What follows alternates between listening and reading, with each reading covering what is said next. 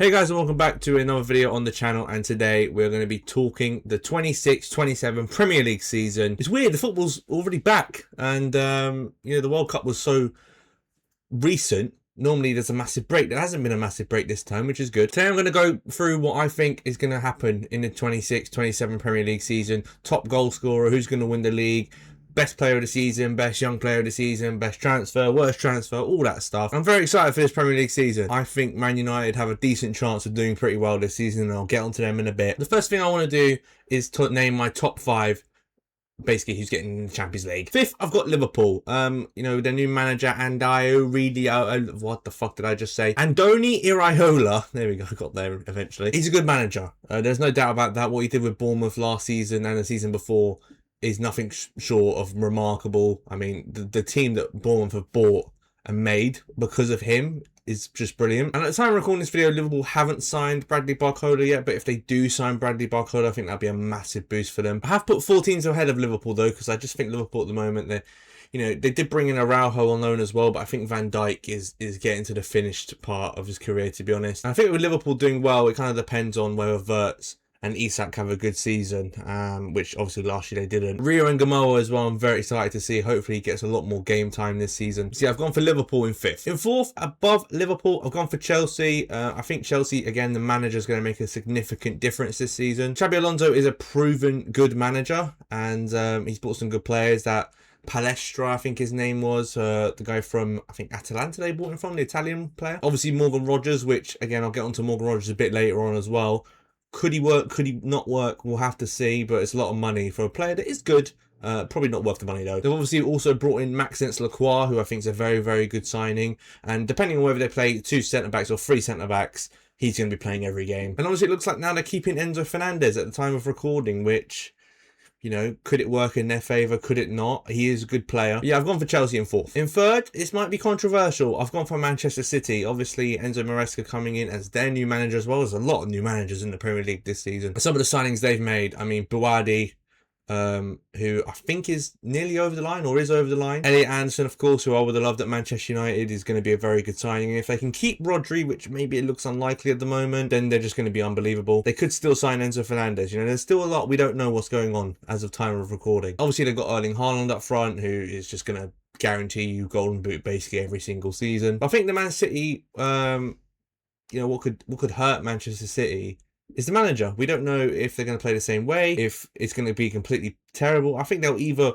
do really well or they'll do terrible. So I'll put them in 3rd, which is kind of a cop-out because it's in the middle. In 2nd place, I've put Arsenal Football Club, which means who's going first, but we'll talk about that in a minute. Arsenal are a very established team, best defence in the league by a mile. Obviously, the signing of Bruno Guimaraes is a very, very good signing and will just make them even stronger than they were last season. And although I don't think Arsenal will win the Premier League next season, I do think they'll win the Champions League. I'm just going to put that out right now. I think Arsenal will win the Champions League next season, which hate to say that, but I think it's the truth. And I hope to see a lot more of Max Dowman. I think Max Dowman's a very exciting player, and with Saka injured at the start of the season, I hope Max Dowman, we can see a lot more of him. And that means in 1st, I've put Manchester United. God, I'm an idiot. It's just going to happen, isn't it?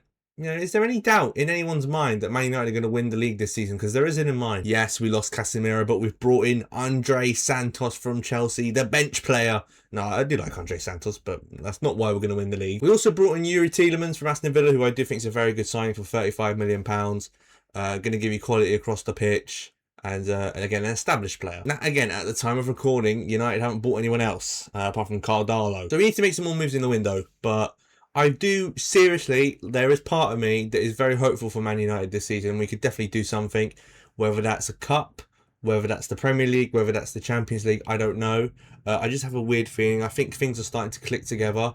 I think everyone's behind Michael Carrick. Whether I think Michael Carrick's the main man for Man United or not is still up for debate. I will say that. But I'm fully behind him, and I hope he can do well. He needs a bit more backing in his transfer window, so hopefully we can bring in another midfielder, maybe a left back, maybe a Lewis Hall, probably a bit of a push. And when you've got the Premier League player of the season last year still in your squad, still firing, I mean, you've got a chance. I think Mbeumo will hopefully have a better season because he's had a good pre-season so far, so hopefully he can have a better main season. Obviously, we've got Cunha, we've got Rashford coming back as well. It's going to be interesting to see what Man United could do this season. But yes, I've gone for Man United to win the Premier League. You heard it here first. Come back to this video when we do. Next up, I want to say who I think is going to get relegated. I never like doing this. It's not very nice. Bottom, Hull City. I mean, they're terrible. I think their best player is Ollie McBurney, isn't it? I mean, fuck yeah. I mean, they finished 6th in the playoffs last season, got through, won the playoff final and into the Premier League. And fair play to them. They did very well there, but I don't think their squad's strong enough. Sorry. 19th, I've gone for Ipswich. Again, I just don't think they're strong enough, really. And yeah. They're just not very good. But I've not gone 3 up, 3 down. I've actually gone for Crystal Palace. Now, Crystal Palace are an established Premier League team. Obviously, last season they had Oliver Glasner, and he did really, really well there. Obviously, he's not there anymore. And he's gone to Nottingham Forest, who I do think will stay up. Palace have sold, Lacroix. They haven't really done a lot of movement in the transfer window and brought in a lot of quality, like known quality. Obviously, at this time of recording, again, they've still got Adam Wharton, so if they can keep hold of him, that'll be very, very good for them. But I'm just a bit unsure about Palace, and obviously they've got a new manager as well, a bit unproven. And aside from maybe Dean Henderson in goal and Mateta up front, and obviously Adam Wharton, I don't see a lot of quality in that Crystal Palace side. I hope I'm wrong, because I like Crystal Palace, like I said, but yeah, I've gone for them to finish in 18th. Next, my top goal scorers of the Premier League season. First, of course, is going to be Erling Haaland. I mean, if you don't predict Erling Haaland's going to win the top goal scorer, you're delusional. This man is the definition of goals, and again, depending on how Manchester City play, it might even help him even more get even more goals. The second top goal scorer I've gone for is João Pedro. Again, he's an inevitable player. He's a very, very good signing for Chelsea. And he just seems to always know how to score and get the numbers every season consistently. And again, I think next season will be no different. And the third top goal scorer I've actually gone for is Benjamin Sesko. A bit of a out there one. I think Sesko is a massive part of Manchester United's team. And he's injured at the moment, but obviously he's going to come back. Hopefully, he can just be that box striker that people can't deal with. He did pretty well last season in his first season in England, and I have no problem with Benjamin Sesko. I think once he comes back, and Burma will be moved to the right hand side, and Sesko will be starting up front. Again, when you've got Bruno Fernandes in your team who's going to be making them chances for you, it's just Sesko's job to put them away, and hopefully he can. And as for the top assist maker, I've gone for Bruno Fernandes. Now, do I think he's going to break the record again? Probably not. I think he'll probably get about 18, 19 maybe, but not 21. Phenomenal player, and yeah, just on a different level, in my opinion, to a lot of the players in the Premier League, apart from, your Declan Rices, your Gabriels. Bruno Fernandes is in that level. And that's why I've also picked him for Player of the Year.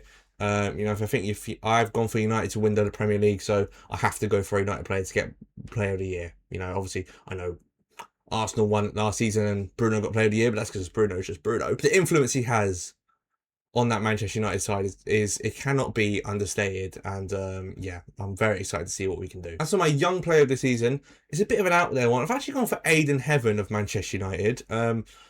This will depend on how much game time he gets. I think he should be getting a lot of game time because I'm very impressed with what he's been doing. I'm a massive fan of Aiden Heaven, and again, I hope he plays a lot because I like Martinez, I like De Ligt, I like Maguire, I like Yoro, but I think Heaven has just a little bit something more about him, a bit more special. If not for Aiden Heaven, I'm actually going to go for Sean, is it Stowe or Stow? I don't know what his name is. Just signed for Newcastle, 18 years old from Ajax. He looks like a really good player, good technical player, can find a pass, good in the tackle as well. I think he's got everything.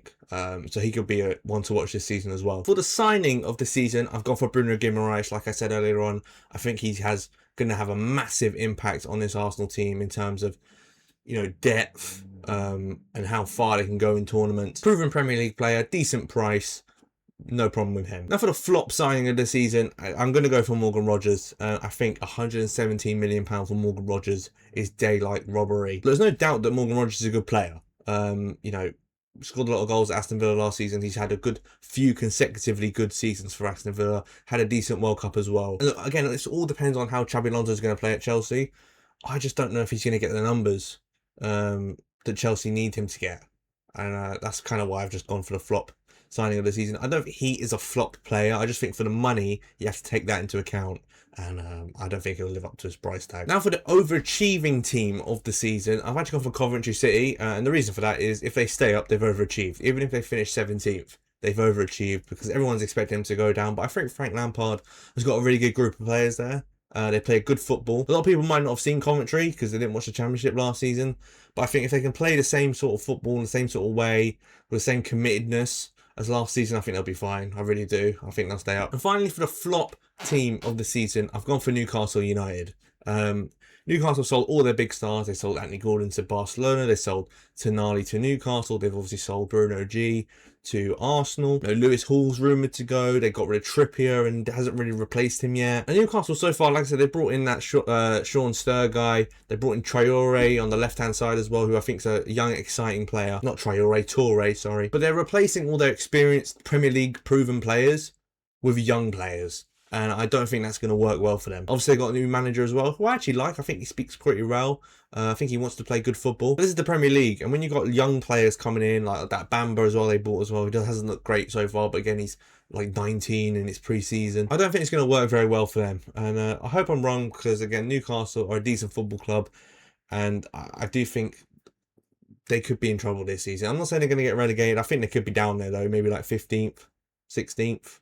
If they're not careful. They got a lot of players like Joe Willock, Jacob Murphy, you know, even Asula. I don't think they're good enough, really, if you want to get up the table. Just quickly, I'll go through the European competitions. Obviously, I've said that Arsenal, I think, will win the Champions League, and I do think that. I think Bournemouth will win the Europa League. I really do. I think they're going to keep Alex Scott. They've still got some really good players. They've still got Krupi, of course. They've got Rayan, who this is his like first proper season in the league. I know last season he played, but from starting, this is going to be his first proper season. I think he's a very big talent as well. And for the Conference League, I don't know. I don't really care. Whoever's in the fucking English team in the conference, I think England are going to win every European competition. That's my hot take for this season. Let me know if you guys are excited for the Premier League season, and obviously let me know your predictions down in the comments below. Thank you guys for watching, and I'll see you in the next video very soon. Take care and peace.